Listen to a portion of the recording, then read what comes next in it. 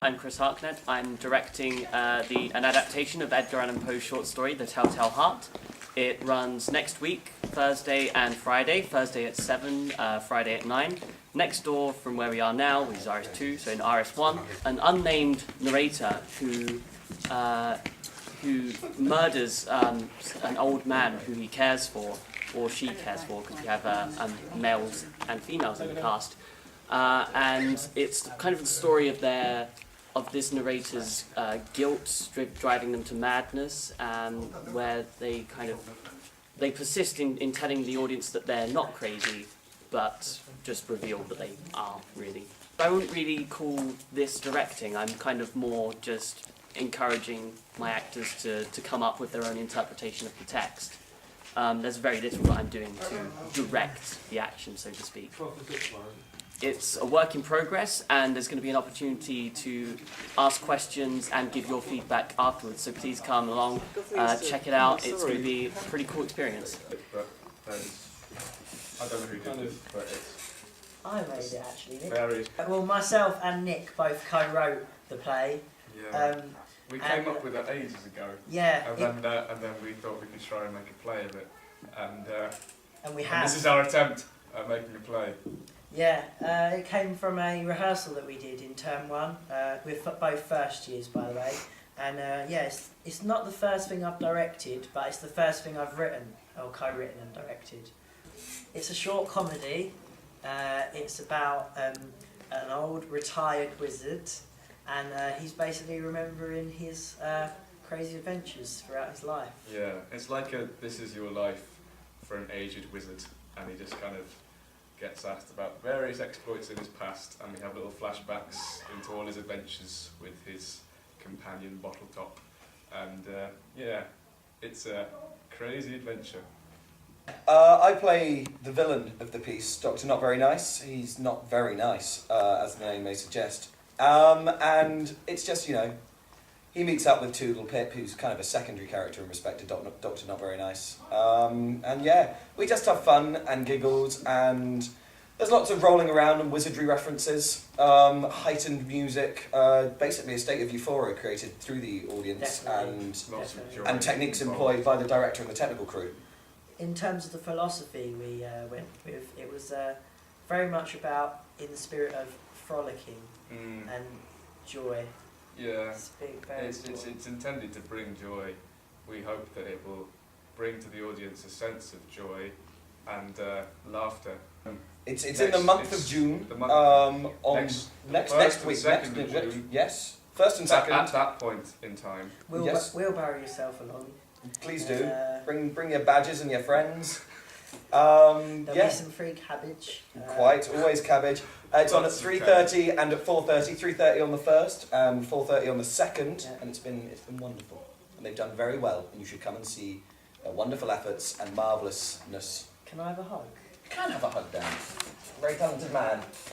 You too, Nick, but you're over there. Welcome to the Catford Chase. I'm your housekeeper. My name is Bamadele Chukomnisane.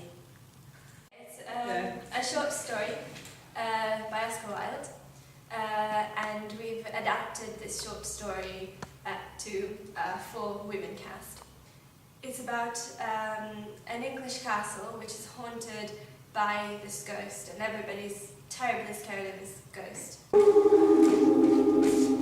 Give you a spooky feel.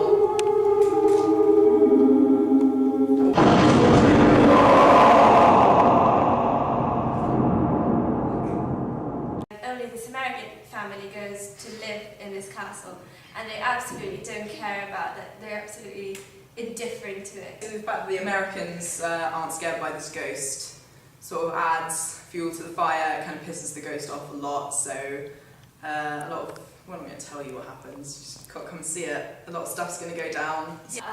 It was my favourite story of Oscar Wilde since I was like a child, and then I proposed it to these guys, and they were We loved it. liked it. We were up for it. We wanted to do something like creepy but funny at the same time. Yeah, like, you know, Oscar Wilde, like, he's the master of like satire, so But with It's serious really messages ironic. underneath. serious undertones with humour and hopefully a few things that will Make you jump. And terror. And it's original music. We did it all ourselves. Our wonderful Georgia wrote some. Okay, the story is set by the point of view of the child, Virginia, who's telling it through her paintings.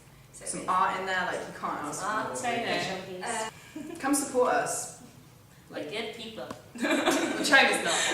Friday at 4 p.m. in Roborough 1. And Saturday. It's like phones for you, that. And Saturday At 4 p.m. in Roborough 1. Looking at comedy, It's got A Time to Go. It's written by Angus Cook. directed the by director. Sam Pack, and it is a short comedy.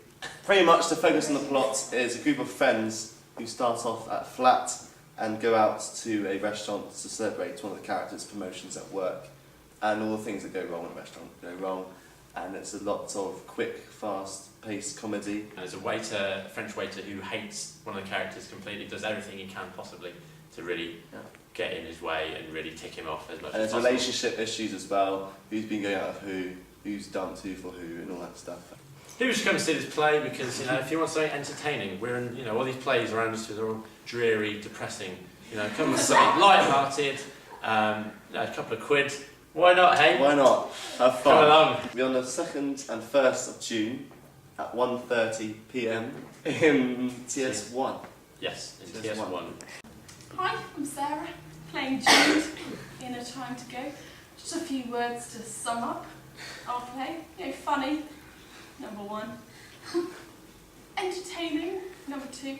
I'd say pretty good as well. I'm going to throw that out there. I'm Katie and I'm playing Sally in A Time to Go, and it's really good. My character gets really angry by all the men in the play because they're really annoying. I'm Kerry, I play Gilbert. I'm a generic geek and I put on a bit of a voice and it's a bit like, oh hello, is there one there guys? Yeah, it's very fun. We've had such a laugh rehearsing it and things, and I think people should come and watch it. It's going to be entertaining.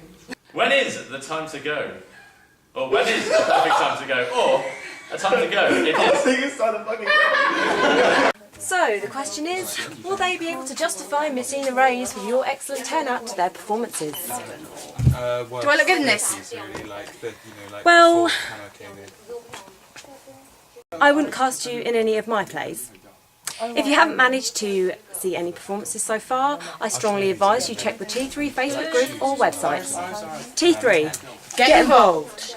If you're a Shakespeare fan, get down to Reed Hall Gardens from 4 p.m. to enjoy an open-air evening spectacular with food and entertainment from the Harbingers Shakespeare Company tonight. Don't miss the lovely Rosie Grindrod's surrealist short film showings this Thursday, 4th of June in TS3 at 4 p.m.